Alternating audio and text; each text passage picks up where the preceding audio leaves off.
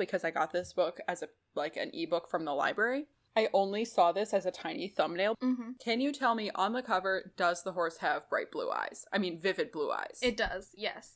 Is it terrifying? No, sometimes horses have blue eyes. It's not that weird. Do they? Do they? Really? I feel like I've seen at least a light-eyed horse. And it's not, that weird. How often do you see horses? I mean, not that often as an adult, but I am coming to terms with the fact that I was a horse girl, so, some amount of times as a child. This is knowledge that I know and treasure about you, Abby. It's very good.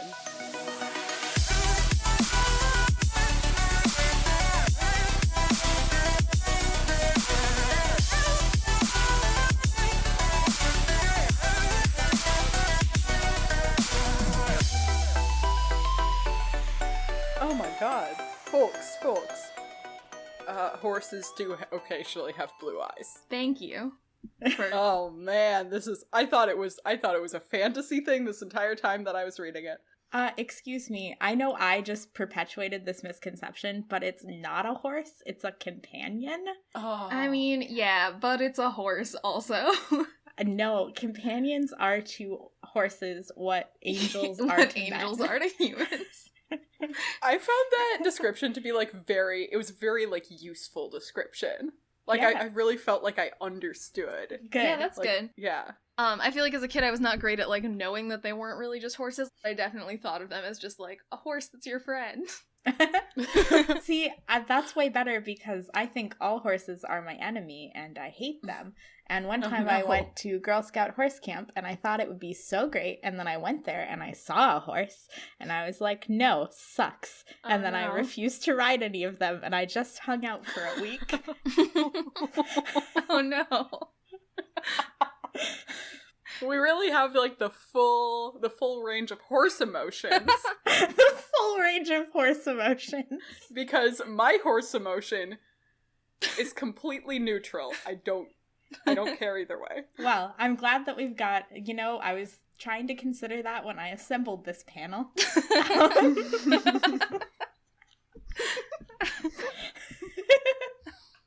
Cool. Well, I'm glad I'm here for a reason. Yeah, that's the real reason that Gus is here. We needed someone who was neutral on horses. I thought, I know someone, and boy, are they ever neutral about horses. I'm always describing Gus to my friends, and I'm like, so neutral about horses. Can you believe it? Okay, now we have so much intro banter. Arguably far too much. Hello, and welcome to Valdemar Recall, the show where we reread the Mercedes Lackey books and yell about them, I guess. Grace came up with that great podcast name. I'm Abby and my pronouns are she, her. Oh, I'm Grace and my pronouns are she, her. I'm Gus and my pronouns are they, them. Gus is also here. We made Gus come to this. Which, I'm glad to be here. I'm glad to be here with my friends who I love. It's great to hang out with you. But also, I read 35% of this book. I'm on chapter 5. Yeah, so Gus, they will be providing color commentary. Yeah, I looked up some horse facts just for this reason. That's very exciting. Irrelevant. There are no horses in this book. They're all companions. Well, I didn't realize that because I didn't finish this book. I see. Yeah. Hard to tell from the first bit that it's not a regular horse. The part where it talks in her mind and babysits her. It could be a regular horse that's just magic in addition to being a horse. And it's not That's a regular not a regular horse. I mean, I guess you can argue though that it is still a horse. Right, if we're talking on a genetic level or something. I mean, I bet that companions, if you could do DNA testing in this fantasy world, I bet they would have horse DNA. Maybe not, I don't know. Anyway. Do you want to do a podcast? Yeah. So right, the structure of this episode is we're going to go through kind of our regular segments for reading a book, but very quickly, because we assume that most of you haven't read this book, and that's not really our primary goal here. And then we're going to have a potentially mildly spoilery section in, like, the back half of the episode that's going to be about discussing the genre of romantic fantasy and how it fits in with Tamara Pierce's books. Okay, so we can go into first adventure here. Our background with the Mercedes Lackey books varies widely, so we can give that, but let's also answer the question that we got a couple episodes back, asking to learn more about us and how our experiences intertwine with the Tamara Pierce books, what makes you read the books in a certain way, how the books influence your daily lives, and most importantly, what are your favorite animals? That's so many questions, oh my god. Just say, like, some stuff about you. Yeah, just Okay. introduction to you, and also what's your favorite animal? How about, Gus, you start, because mine will be the Sure. most, like, direct segue into talking about Mercedes Lackey. That is a very good point. Alright, so my experience with the Mercedes Lackey books actually goes back quite a ways, you know, as opposed to what Abby was saying. Thank you, Abby. When I was in 4th grade, my best friend, her mom's had a bunch of these books at their house, but they were, quote-unquote, too grown up for us to read because we were in 4th grade. So my impression of these books for years and years and years was just that they were books that were too old for me and that polyamorous queer women read. And that has not been disproven by this book. No, and nor will it be. Nor will it be. I read some summaries on the internet. Okay, and your sort of background in general and with Tamara Pierce? Yeah, with the Tamara Pierce books, Oh, the really important thing that we need to get out on the air of this episode is that we are all from Minneapolis. We are the Minneapolis crew. Not the whole podcast, this delegation. We're Yes. the Minneapolis delegation. Minneapolis podcast, we can fit in, let's try to fit in as many Minneapolis, like, Easter eggs as possible. Okay. Cool. What's my deal? Alright. Probably most of what my, like, lens is that I read a lot of queer science fiction and fantasy, and I read very little else. I have grown up, like, reading a lot and considering myself to be a reader, but really, I just read a bunch of gay stuff. What were some of the other questions? What's your favorite animal? What's my favorite animal? My favorite animal is cats. Cats are the best. I love them. They're my friends. My favorite animal is my cat, Kaz. He's adorable. We named him after Kazul from Dealing with Dragons. If you've read Dealing with Dragons, you know it's like the best book in the world. That's true. This is going to be a very homogenous episode because I'm a little... Well, Grace, I don't know what your favorite animal is, but I do know that you own a cat that you love very much. I do. Yeah. Oh. I should say I'm one of the very few people who never studied linguistics. Oh, yes. That's also part of my background. One of two on this podcast. Yeah, so I mean, I guess, Grace, do you want to go? All right, I'm going to do about me first. So I'm Grace. I said that part already, but I'm the babyest Tortall Recall podcaster because I'm still doing my undergrad in linguistics. And my favorite animal is cats, specifically my cat Fig, who lives with me here in Minneapolis. I'm also the only part of the Minneapolis contingent that lives in Minneapolis. That's true, and it's upsetting. A real accolade for me. Because everyone who has ever lived in Minneapolis just wants to live here. Again, I assume. I mean, based off our N of 2, I think accurate. Yeah, but what else about me? I read a lot of speculative fiction, so I'm like always really happy to talk about that. I would say like I especially like magical realism as like a personal fave. Yeah, I feel like in general your reading tastes are a little bit more like literary fiction than the rest of this podcast. Mm-hmm. Sure, yeah, I read quite a bit of literary fiction or like contemporary fiction. I also really like fantasy.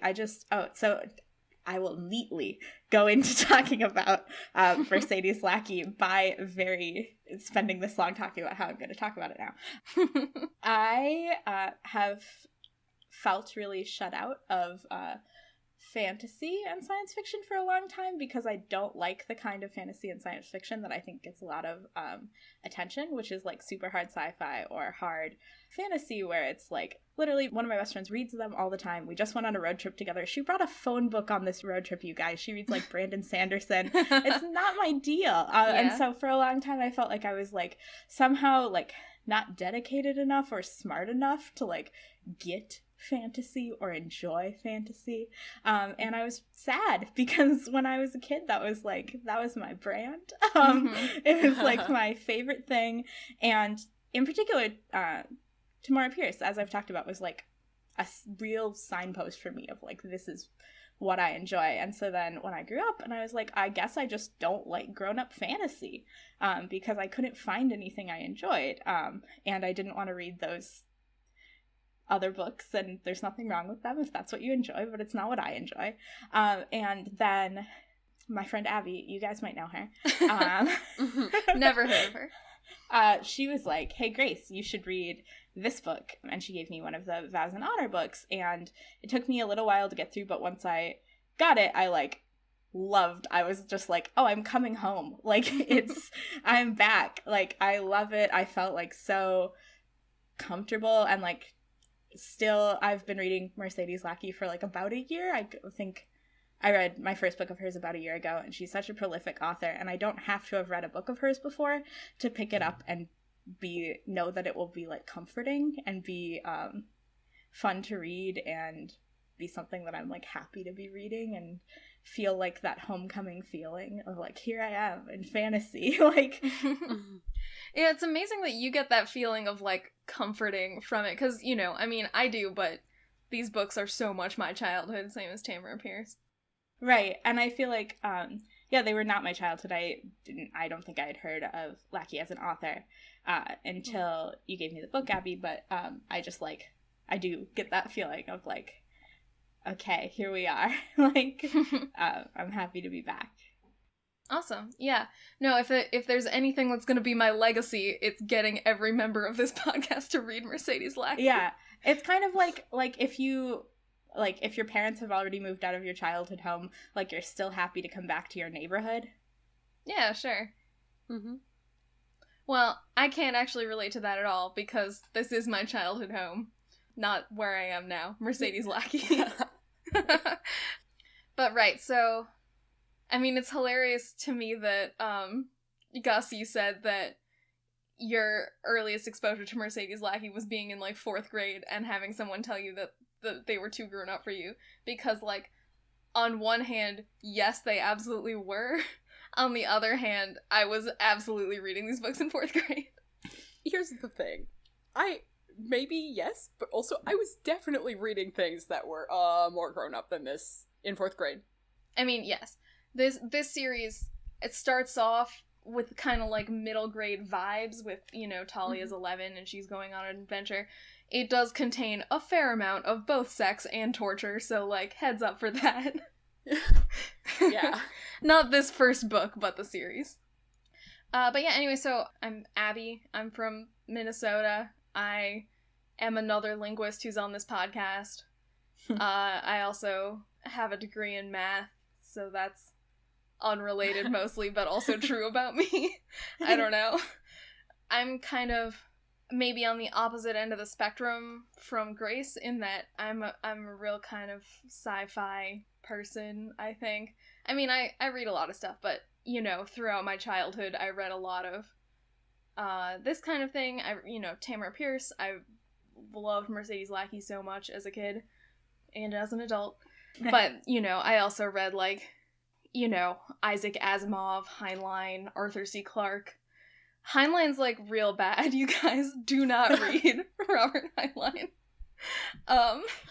He's, like, you know, very sexist and racist, and also I don't think his books are very good, so just steer clear. I mean, sometimes they're okay, but, like, it's not worth it. But, reading those was a big part of my childhood, too, so I've consumed many kinds of genre fiction and continue to do so, but none of them resonate with me as much as this sort of romantic fantasy thing. Tamora Pierce and Mercedes Lackey. good worlds to hang out in, I feel like, in comparison to so much of speculative fiction. Shout out to my aunt and cousin for giving me Arrows of the Queen when I was like 9. That's good. Adulting, probably. Okay, so, Gus, I assume that you would not like to do a plot summary of this book? I could summarize the first third of this book. Okay, go for it. Do that. Go! Okay, Talia is 13. She lives in a very abusive society. They try to marry her off to somebody, and then she runs away, and then a companion who is a magic horse finds her. So I'm going to say magic horse. Don't tweet at me. Tweet at them. And takes her to the magic school, which is in the capital, and then she meets the queen, who is also a herald. There are heralds. And she wants to be a herald, and if you're a herald, you have a companion magic horse. And she also meets the queen's daughter, who is very spoiled. Makes a lot of sense. So we can briefly talk about... Mercedes Lackey is an incredibly prolific author, which I'm sure we'll talk about. But a bunch of her books are in this same universe, the Valdemar universe. Abby says Voldemar. No, I don't say Voldemort. Like, I don't say it like it's Voldemort. Whatever. We don't believe in standardized pronunciations That's in true. this podcast. But this universe, the central conceit is basically that the justice system of the universe... So not in this universe, just in this kingdom, Valdemar. Yes, in the kingdom. Oh, right, because there are books in the neighboring kingdoms. So Yeah. there's, like, these magical horses / horse angels that go out and pick children, or sometimes adults. Yes, they pick, like, worthy people who they telepathically soul bond with. And then they bring them back and they get trained in a school, and then they learn to be, like, much like a knight, you know? They rove the kingdom, they dispense justice, and things like that. So it's a good mix of things that are much like the things that happen in Alana, where it's like a school book, but there's other fantasy elements. Right. Yeah, like Gus said, Talia gets chosen by a companion, so she starts training to become a herald, and she does, you know, various classes, and she also, she's special, even more special than other people who get horse soul bonds, in that she is the queen's own herald, so that means she's like, much like the king's champion, almost, in that she's like a special herald who's close to the monarch. Except she's, like, destined to be, as opposed to, like... Yeah, she's not just picked. She's picked by the horse, not by the queen. She's not just chosen, she's capital C chosen. Yes, correct. Yes. The most magic horse picks her. Yeah. So, right, she's training to become a herald, and she's also, like, she's gaining friends, and she's gaining a relationship with the queen, and she's also trying to despoil the heir in the hopes that the queen's daughter will be able to be chosen by a companion and will thus be able to succeed her on the throne. And also she, like, struggles with imposter syndrome and shyness and bullying and stuff. But ultimately, she succeeds. Good summary. Cool. Good teamwork. Yeah, so that's what's up. I mean, it is very much like, Alana-y.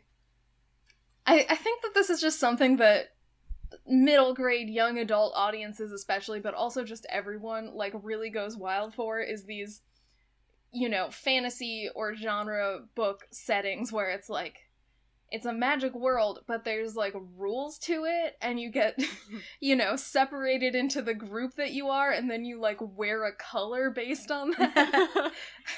That's true, because there are houses at this school, but they're not. They're, like, it's like a trade school. There's vocations. They're on different tracks, yeah. Yeah, so, right, there's the heralds, and then there are bards who wear red, and healers who wear green, and then miscellaneous people who wear blue. The Hufflepuffs, you might say. Except for that, they're all the bullies. Except they're the bullies and they're mean, yeah. Hufflepuffs are never bullies. Yeah, but there are a lot of things that... Just gonna let that statement go unchallenged, I guess. I agree.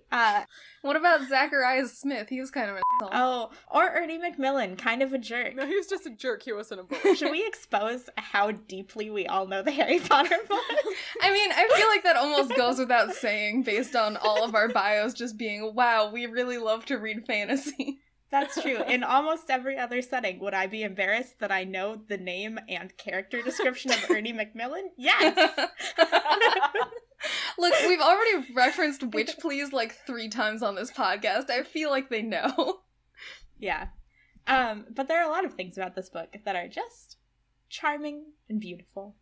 Can we talk about them? Yes. Yeah.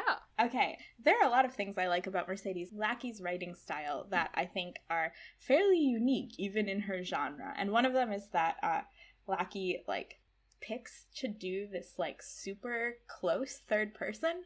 Like, really, like, some of the closest third person I've ever read, where it's super intimate, and she writes emotions so well, and they fit really well into the book, but they also, like, make you feel like you know Talia. For me, by, like, the end of chapter 2, I'm like, yes, I love her, I know her, and you get her emotions, so you're really, like, on the emotional journey with her. Going into that, one thing I love about this book is that it's a book that's about emotions and relationships, and this is my shit, you guys. I don't like swords. Yeah, no, I feel like this is actually a great segue into Social Justice Corner, because one of the biggest differences between Talia and Alana is that Alana's biggest skill is sword fighting, and Talia's biggest skill is emotional intelligence. Right, it's like her superpower. It literally is. All of them have a superpower, and hers is empathy. Like, it's beautiful. I love it. Oh my gosh, I love her. Yeah, just in the last episode I was on, which I guess is 2 episodes ago, I think, based on our release order, Kelly and I were talking about how, you know, the chosen one narrative is kind of classically a narrative about doing male-coded things like fighting, and I think that's a big reason that Talia's story resonated with me a lot more as a kid than Alana's story, was that it's a chosen one narrative where she's the special important one who has to, like, do things. But what she has to do is, you know, her skills are, right, emotional intelligence is literally her superpower. Her skills are building relationships, making other people feel, you know, better about themselves, and also secondary, cooking and cleaning and childcare. Those are the things that she's great at, and that's super valued. Yeah, it's never belittled in the narrative. Like, that is how she is a hero in her book, and I love that. And also she's great at horseback riding. Yeah, and to talk about it in more of like a social justice corner way, like, it's a much more it's a much better representation of, like, virtues that's not gendered. Like, it does address that there are more male heralds than female, which I don't know why. Yeah, that's a question that we could really delve into, except I think we don't have the time. Yeah. But, like, it's a group that's not monolithically male, and the majority of people that she is close to are women, which is really cool. There are so many good female characters in this book, and, like, mentors and stuff. There's so many good women. Like, personally, I could talk about this a lot, but, like, I'm someone that, like, interacts with gender, like, just in a really feminine way, and I've been that way all the way growing up, and, like, I was never anything approaching a tomboy, as you may be able to tell from how often I talk about hating to do things like horses, swords, thinking it would be cool and chill to do things like embroidery. I mean, this is, like, really pales in comparison to the alienation that a lot of people feel when they read books that exist in the world. But I did feel like somewhat alienated reading fantasy because I didn't see female protagonists who got to be recognized for their femininity, and since that's what I got, like, I wanted to see it more valued, and this is a book that I wish I could, like, send back and read when I was younger. Yeah, I mean, she's not even the most intensely feminine, but just the fact that her strengths are, you know, she's never strong because she's masculine, you know? Yeah. And the focus of the book is so much on relationships, and especially relationships between female characters. I just really love this book a lot. Me too. And some of the places where it does fail in respect to feminism are coming from this same place where it's like, it's a pretty second wave feminism book. Yeah, we should mention that it was published, I think, very close to when the first Alana book was published, like 1987, I believe. Yeah, it's a really contemporary, but it starts out in this society, like, culture within the kingdom, which that alone, like, the fact that it's not a monolithic culture, that's something that really bothers me in a lot of fantasy, so I was, like, thrilled. I was like, oh, cool, a separate group, distinct values. But it starts out with her living in a society that's really prescriptive about gender and gender roles. Then she goes on to be in a society that's a lot less gendered in the way that it talks about different skills and values. Yeah. The other thing with respect to, like, feminism that I wanted to mention in this, not even really feminism, but just one of my favorite things in this book is that right at the beginning, the activity that she does, she loves to read and she loves to mentally write self-insert fanfic where she puts herself in the story, and it's so wonderful. It's great. Can we talk briefly about social justice, like, going forward in the series? Why don't we save that for, like, a spoiler section at the end? Cool. I have a question about a thing that so far bothered me in this book. Yes. Yeah. Which is that when Talia meets... What is the heir's name? I don't know. Elspeth. When she meets the heir, her, like, go-to, like, how to, like, make a kid not be spoiled is, like, spanking. Yeah. And, like, for a book where the main character comes from, a fairly, like, abusive situation, that was, like, interesting to me. Because, like, you know, the ways in which we're brought up and the ways in which we are, like, disciplined as children are often things that we don't question. Yeah, I think that's a good framing for it, that she was brought up that way. I mean, I also think that the fact that spanking is not really treated as a problem in this book is kind of because it's a product of its time. But I also think it's really interesting that spanking is okay, but clearly the level of physical abuse that Talia gets from her family is not okay. So you have to draw that line somewhere. Right. And I don't think the book really effectively engages with that or takes the time to engage with that. Yeah, not that I can really think of. Yeah, and I guess it is helpful for us to bring up because if you have not read this book before, listener, and that would be something that would be difficult for you to read about, you should know that it's in there. Let's talk a little bit about queer stuff in this book.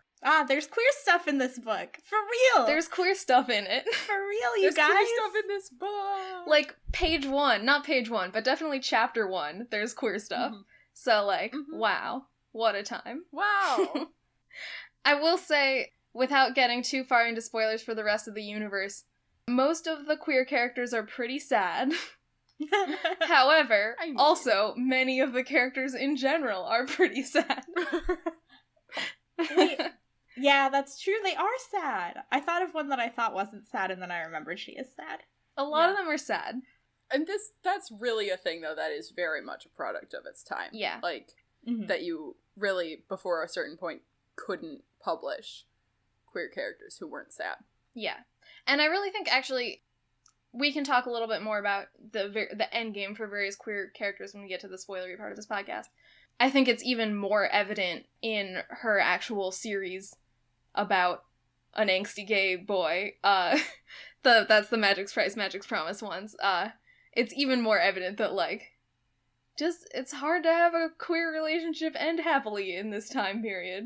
Are you saying writing time period or fictional? I mean the time that she was writing them in. Okay. Yeah. Obviously, in this fantasy land, queer relationships can end however. But the way they do end is sad. Oh, the other thing that I did want to mention that's just sort of vaguely related to queer is... Sorry, can't swear. Queer stuff is that thing that's, you know, not queer, but that just warmed my heart as sort of in relation to queer narratives is how much Talia's story is. Her family is abusive and they don't understand her, so she leaves and she finds this wonderful new family of people who do understand her and love her and care about her. And that's great. I love it. That's my favorite kind of story. It's a really good kind of story. It's my favorite kind of story, too. Okay, right. I have two more things to say just really quickly. One is Talia is a commoner protagonist, unlike Alana, which is interesting, but we'll see more of that in the future Tamara Pierce books that we talk about. And the other thing is that she does not really engage with race or imperialism issues at all that I can think of. So, you know, on one hand, she doesn't say very problematic things about them, but on the other hand, she's just not trying to say anything, so I don't know if that's, you know, better or worse. That's something I think we could get into a lot more if we were doing, like, a full Mercedes Lackey series, but I don't really think we need to talk about it in depth here. Right. And I will say, I have not been, like, the most vigilant for this in other books of hers that I've read, but she's not writing a racially homogenous society, and she does in the future have people from Valdemar interact with different countries, and there's some engagement with that. Right, and there's definitely different ethnicities and sort of, like, racism along those lines. Also, Vows and Honor does have a black protagonist, explicitly black, so that's cool. Although I also think that, you know, if we were going to talk about that, I'm sure there's questionable race things that we could talk about a lot. Right, for sure. So, yeah, I would just say, like, based on only the book we've read, we don't have that much to talk about. But that doesn't mean that we're not willing to discuss it, I guess. Yeah, if listeners are interested, they can contact us. If you tweeted us, we will talk about it. Now, we get to a section which, honestly, somehow even more appropriately named for this series than for Tamara Pierce, Queen's Riders for Friendship. It's really good, you guys. The friendship, it's good. Yeah. I only barely got to the friendship part of this book, and I already love it. Like, she's, like, barely interacted with and met, like, a couple people, and they're so nice to her. They're so nice and accepting, and they just want to... you know, a big arc that she has in this book is, like, learning that they really care for her, but, like, everyone just cares about her so much. It's so wonderful. I guess, like, we could pull individual friendship moments, but it might take a long time and be not that relevant, but, like, in general, just, like, they're wonderful friendships. I really like Talia's friendship with Selene is, like, my favorite. It's really good. Because she's mentored by a woman, but then, like, as she grows up, they become such equals, and she's, like, a really trusted advisor and confidant, and then they kind of, like, become family very much. Yeah, I think a thing that, in general, is really, really strong in this series is, female friendships that are, you know, sort of mentorships, or, like, friendships between teenagers and adult women and that kind of thing, which I think is... I really like good, like, modeling of friendship across generations. It's really nice. And she has a lot of that. Yes, definitely. Right, Selene, and then Cheryl, and Cheryl's only a little bit older than her, but Karen, and Karen's partner, whose name I don't really know how to pronounce. It starts with a Y. Yeah, no guess. Ilsa? How's it spelled? Y-L-S-A. Yeah, probably. Y-L-S-A. Ilsa. I think in my head I thought Isla.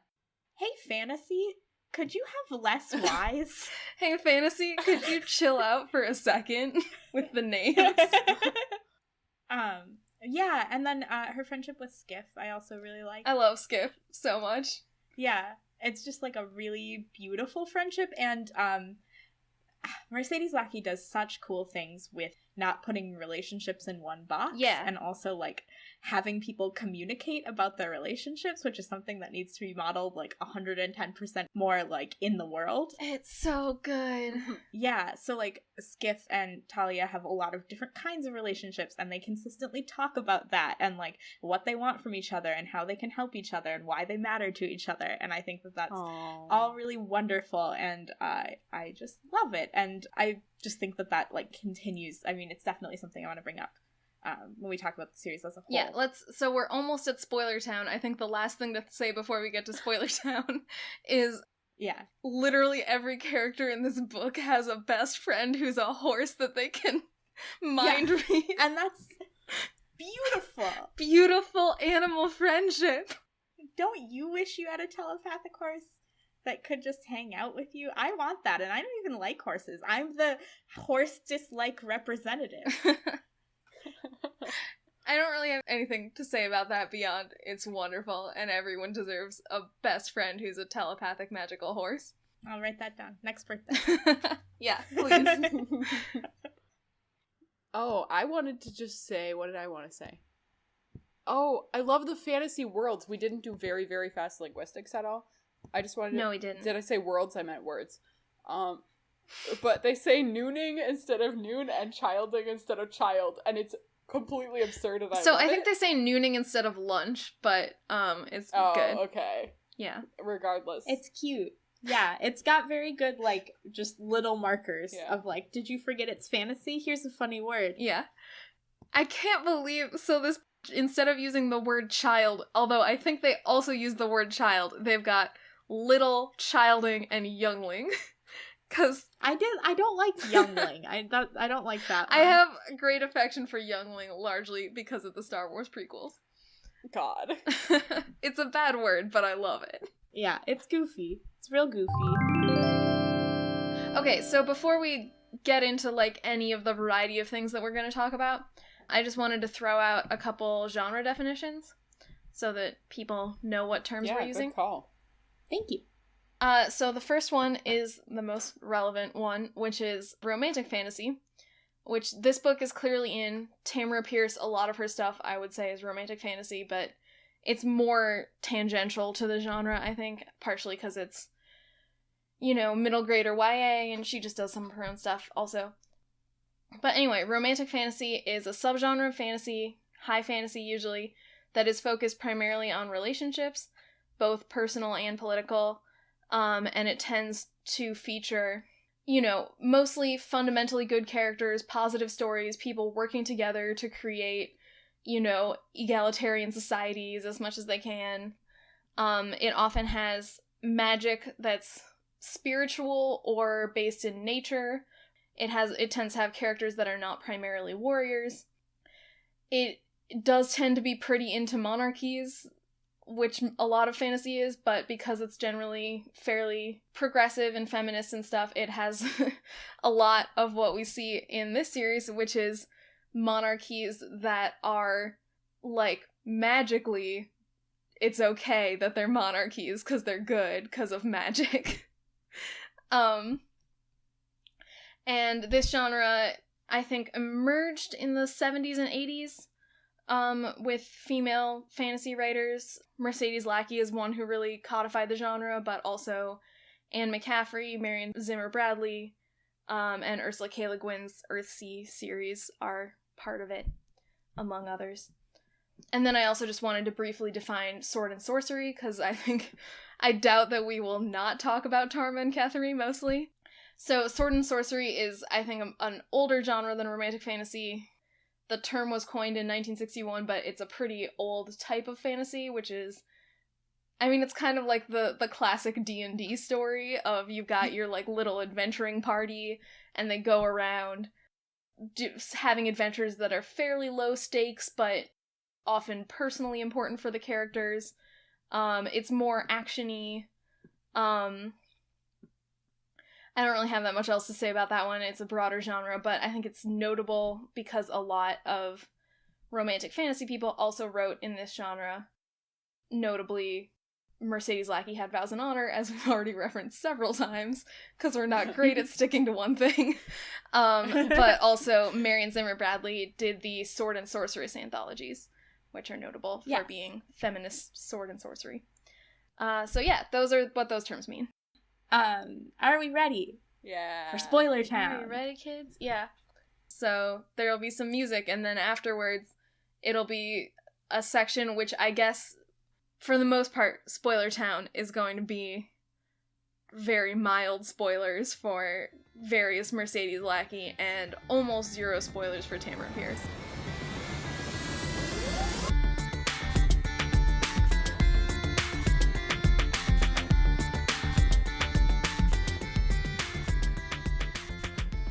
We're in Spoiler Town, Gus. Look around.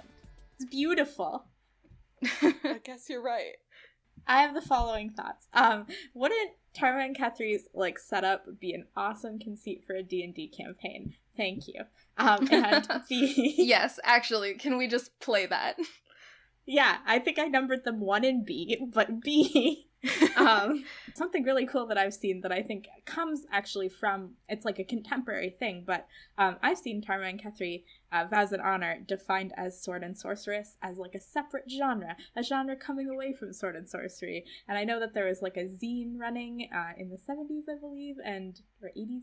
And so I think that's really cool. Yeah, the sword and sorceress anthology. So yeah, I think that I mean, it's not like a super like big or codified genre, but yeah, I think there's a lot of feminist leaning sword and sorcery, and you can call that sword and sorceress, which is fun. Which I love. I just wanted to talk about that. Also, yeah, we should mention for anyone who's unfamiliar, the Vows and Honor series is about platonic life partners, Tarma and Kethri. Tarma is a black woman who's very good at swords and horses, and then Kethri is a woman who is a sorceress of some kind, and she has a sword that it's a magic sword that it forces her to help out women in need. So they just run around helping out women in need, and it's wonderful. I need to read those books. They're really wonderful. good. There's also a magic wolf that I'm disappointed didn't come into your summary. There is a magic wolf friend that they have. Oh my god. Yeah, and like, as is the convention in the sword and sorcery novels, or sword and sorceress, they are like super episodic, and they kind of just like go from one thing to another, in these little like missions, and they are great, really fun reads. Oh my gosh, and there's also so much good found family content as they go on. It just fills my heart with joy. Yes, yeah, their relationship is just like amazing, so nice to read and really fun, and it's like notably a book with a sexual representation. That's true. Like Tarma, not interested in relationships. It's cool. And it's just it's a great book, and so I think I like was thinking about, I was like jotting down, like, if you are somebody who is wondering where to start with Mercedes Lackey, I'm sure we've given you an idea of like what these various series are about, but I would say either. Well, I mean, mostly those two. She has a bunch more. Yeah. Yes. Yeah, like the two that we talked about are like respectively wonderful starting points if you're coming from like a Tamora Pierce type of place. And it just kind of depends on which is more appealing to you. But yeah, Vows and Honor would be a great place to start with Mercedes Lackey as well, I think. And we didn't talk about it this time, even though we love it a lot, because it's just not quite as close to Alana, so not as applicable. Yeah, no, definitely Talia's story is the most close that Mercedes Lackey gets to exactly being Alana. But right, I mean, I think the differences are really interesting when you're sort of trying to define what romantic fantasy is as a genre. Yeah. Because, you know, they're so similar in so many ways. They've got this, like, school story element, and it's about, you know, this misunderstood girl from the country who comes to the capital and befriends royalty and, you know, trains to be a cool person, and gets really good at it. But, yeah, like, the framework is identical. It's, like, so similar. But, right, I mean, Alana, as we've said, her primary skill is sword fighting, and also her primary goal is to go out into the world alone and have adventures and, you know, bring back treasure. And she does, over the course of her series, realize that she likes having friends around also. But it's a very different arc from Talia, whose really her main goal is to find friends, find a family, you know, build a strong relationship with the queen and the heir. Like, it's just very, very similar in sort of premise, but there are differences which make Talia's story distinctly more romantic fantasy, I think. Yeah, I think a good like case study moment would be, so the Heirs of the Queen series also has a middle book in which the protagonist goes out into the world. But unlike Alana's book, in which she has adventures, Talia spends like a substantial portion of the book snowed in with a person who's important to her, and then they have to have a lot of discussions about their relationship. And yeah, she does have a relationship with her teacher there, like a, you know, romantic one, but it's like not even a thing. Don't worry about it. Right. It's like, it's very good. One thing that's really cool about Mercedes Lackey is like the way that she talks about sex is really unique and it's really cool, and it's about communicating with partners, and yeah. Wait, before we go further down this road, Gus, do you want to guess which character you've already met that Talia ends up with permanently? You'll never guess.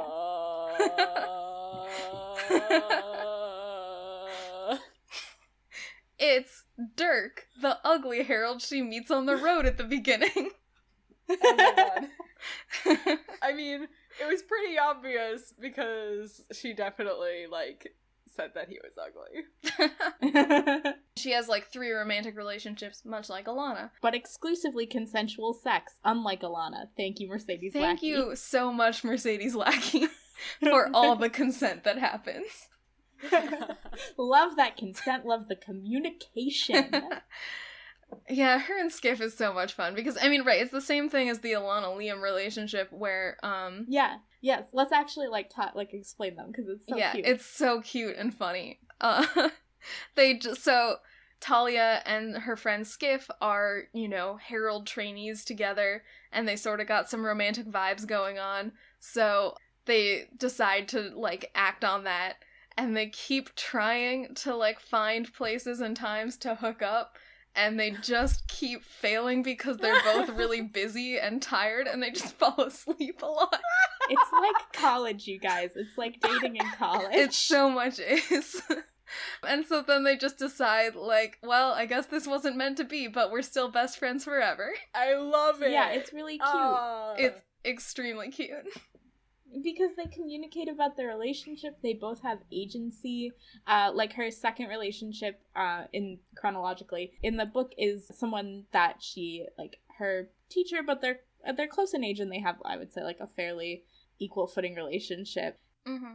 And on their time in the road, they basically, like, have sex together because it's, like, a valuable form of intimacy for them, and it, like, makes them feel, like, connected and they enjoy it, and, like, that is how it is talked about in the book. They, like, talk about how they don't have romantic feelings for each other, and it's just, like, there's communication. Like, it's not, like, sex and romance, like, always together, and then, like, combining that with Mercedes Lackey, like, writing a character who is asexual and, like... Although, as long as we're, like, bringing that up, I should point out that Tarma is not perfect asexual representation because her asexuality is connected to trauma and also many things. But we're not getting into that right now. Right. But, like, she just writes, like, sex and relationships in a way that is really deep and wide, like, very detailed, which is cool. Yeah, she writes so many different kinds of relationships. I mean, really, really deep, important friendships, and then, right, you know, Talia and Chris is a really close, intimate, platonic relationship with a sexual element, and then, you know, yeah, Talia and Skiff is, like, could have been romantic, ended up not being, and now they're just, like, family. Because they kept falling asleep. Yeah, it's all just really good. Yeah, and I think that possibility is opened up by the romantic fantasy genre that more so even than, like, I would say the convention is more so towards this than even contemporary fiction, which contemporary fiction, like, often also about relationships, but romantic fantasy is about relationships that are emotional and that are, like, full and really gives them time and importance and weight, and I just, like, think that for me, that's part of why it's a genre that feels so, like, comfortable and good to read. And I really like it. I like it a lot. Yeah, I mean, I also think it's comforting partially because it's so, like, the basic mechanic of the universe is basically all of the characters have been chosen and thus deemed worthy by a magic horse. And thus we know that they are all good people. So, like, any problems they have are misunderstandings and they can just work it out if they, like, communicate openly. And, you know, if they mess up the country that they're running, it's not because they're not trying hard, you know? So right, even more than Tamara Pierce, it's just like, yeah, it's a monarchy, but you can trust that the people in charge are really good people. And, like, it's not realistic, but it's enjoyable to read. Yeah, like, the way the relationships are written remind me more of Tamara Pierce's Emelon books, which we haven't talked about a lot, but they have a lot of focus on relationship. I would say that those books are closer to like a romantic fantasy genre. But if you have not read Lackey and have read Pierce, that can kind of be more of a signpost, I guess. Mm-hmm. Obviously, these are kids' books, but another thing that would fall pretty clearly in the romantic fantasy genre for me is the Dealing with Dragons series. Oh, absolutely, yes. Definitely. Yes, and I love those. Yeah. Just because, like, lots of, you know, good people, strong women, communicating, relationships are very central to it. Yeah. There are dragons who are excellent people. Yeah. Oh, I feel like another big thing in romantic fantasy is, like, intelligent dragons or, like, animal friends. Or animals. It's like the connection with nature thing. Yeah. Yeah, Abby, when you were pitching the Mercedes Lackey books to me like a year or two ago, you were talking about romantic fantasy and you were describing to me what that was and you were like, it's a genre and it has magic horses. And I was like, oh, I understand what you mean now. So like, look, that's what it is. Yeah, absolutely. It is what it is. Absolutely. There's the definition. That's all you need. I have heard someone actually describe romantic fantasy as, you know, a quote-unquote grown-up version of fairy tales that appeal to little girls. Yeah. Where, you know, there's wise queens and enchanted forests and very special magical horses who are your friends. As far as romantic fantasy goes, and also related to Tamara Pierce books, what this book really reminded me of reading it was, obviously, you know, there's parallels to the Alana story, but it really reminded me of the Kell books. Yeah. There are also, of course, a lot of parallels between Alana and Kell. Okay. No, but Kell is better, and Talia is also better. So. We should have had someone who likes Alana on this episode. Look, I love Alana. I really do. No, I mean, I do love her, just not as much as Kell. But I mean, like, I know we haven't read the Kell books yet, so I'll be very vague. But, like, I think there's a lot more of a focus on, like, I feel like there's more of a focus on, like, specific friendships and, like, the building of friendships in those books. I mean, I do think that Kell has more of, like, you know, she's a community builder, so she does have much more than Alana is. So I think there are strong connections there between her and Talia. But she's not a chosen one. Yeah. And that's true. Right, that's like true. You said, Talia is capital C chosen. Right, and Kell is more of, like, a romantic fantasy protagonist, but I don't know if her, like, setup is as much of a romantic fantasy setup. Right. Yeah, partially because Tortall is actually a much more sort of pragmatic world, just in general. You know, I mean, we know that Tortall is kind of an empire and has at many times in the past, and arguably the present, had, you know, extremely imperfect and maybe just bad monarchs. Yeah. Sorry, this is a little off topic, and I'm not sure if it's, like, concretely the best place to bring it up, but I also wanted to touch on, like, I think it's a hallmark of the romantic fantasy genre that you get to read about a lot of a timeline. You get to, like, get to know people. You can pick them back up later in their life. They come in other people's stories. So, yeah.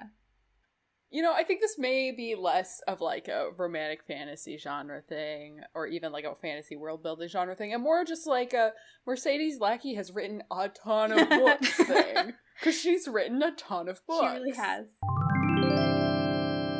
Now that we're in Spoiler Town, our favorite destination, the Last Herald Mage, the gays are really sad, you guys.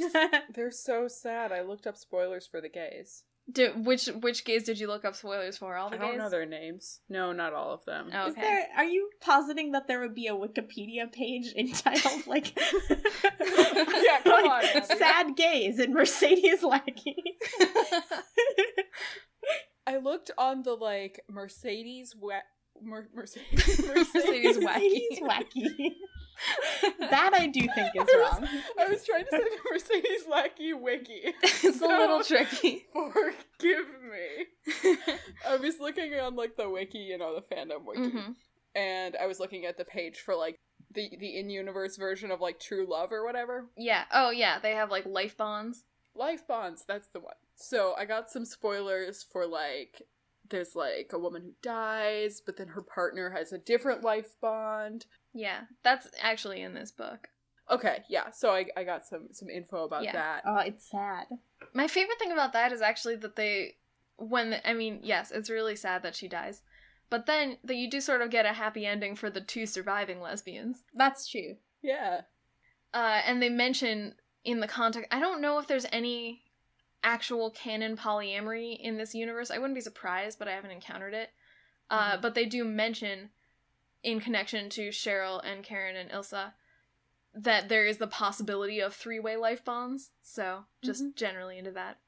Yeah, so like I said, this is the like author that if you are a polyamorous queer woman, you apparently read and own all of her books and keep in your house. And then when your 4th grade child brings friends over, you're like, well, they might be a little bit too old for you, but... Even though their covers are, I'm sure, very beautiful and enticing to a 4th grader. They are. Yeah, they do very much. I guess this is just, like, a hallmark of being from before YA, but, like, the YA distinction, but they look like kids' books. They are, books that you want to have a real conversation with a kid if you're gonna have them read. Probably, yeah. I think kids should read them. I mean, partially it is just what fantasy covers look like. Lowbrow fantasy, you know? I mean, that's a horrible term to use, but, you know, fantasy that people think of as trashy literature, even though it's great and wonderful. The covers look like this. Yes. Another good thing about Mercedes Lackey is that all her books are mass market paperbacks, so they fit, or have been published a lot as mass market paperbacks, so they both fit in my smallest purse. Appreciate that.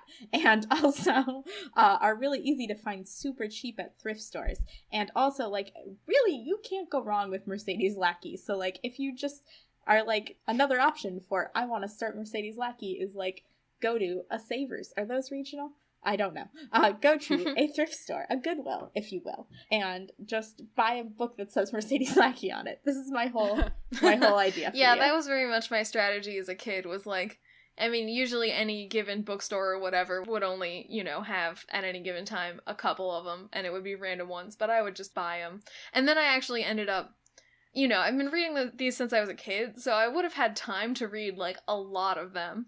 But really, I just, like, there's like a dozen that I really like, and I just reread those ones over and over again. Are these still books that you'll reread, Abby? Yeah, they are. Not as regularly, but yeah, definitely. But again, it kind of tends to be just rereading the ones that I liked, partially because as a kid, I started with the Talia books, and then I also got into Vows and Honor, which I love very much. But then I only really wanted to read things that were, like, directly relating to those ones. So I was like, you know, the Storm whatever ones that are about, like, the next generation of religious leaders in Kars, those are far too far removed for me to, like, care about them. I want magic horses, or failing that, I want platonic women friendships going around doing sword and sorcery stuff.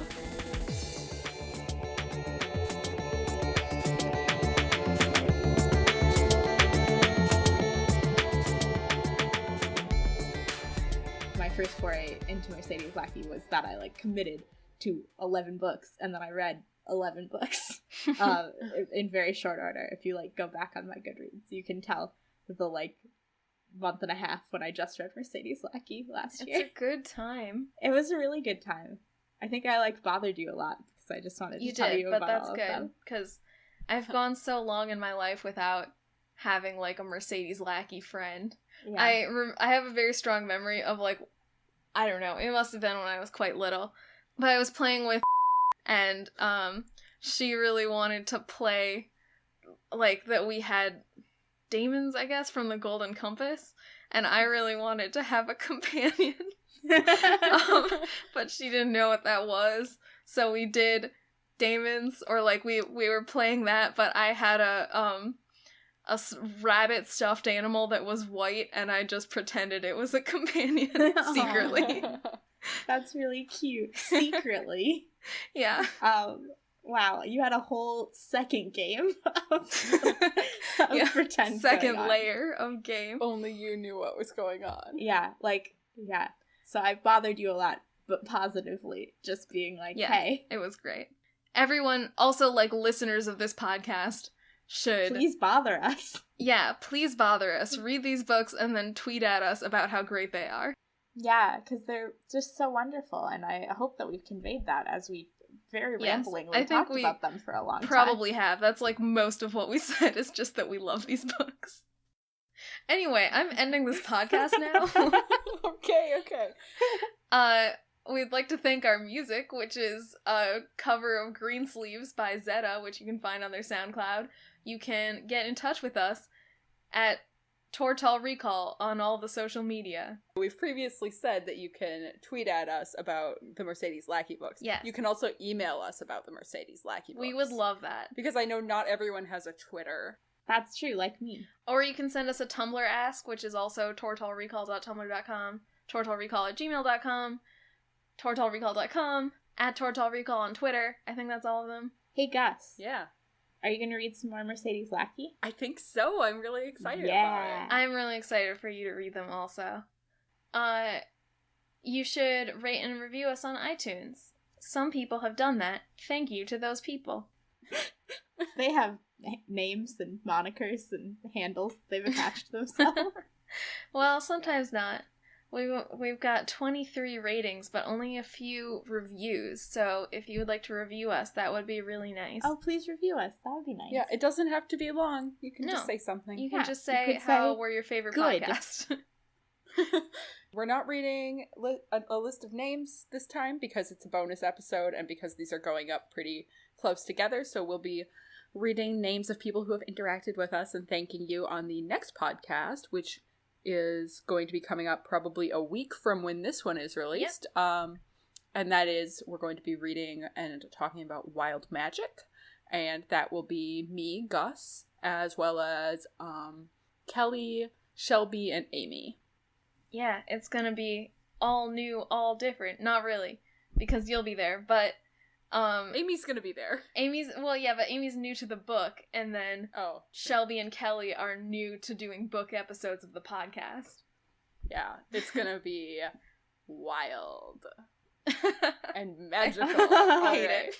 I hate Folks, you. I'm really excited for the Dane books. I am really excited for the Dane books. Me too. It's gonna be a good time. Yeah. Cool. Let's stop this podcast now, please, God. Alright. But for us to do that, someone has to say the sign off. Alright. Until next time, see ya, Valdemacaroni. God, that's the worst thing I've ever heard. Oh my god. I hate it.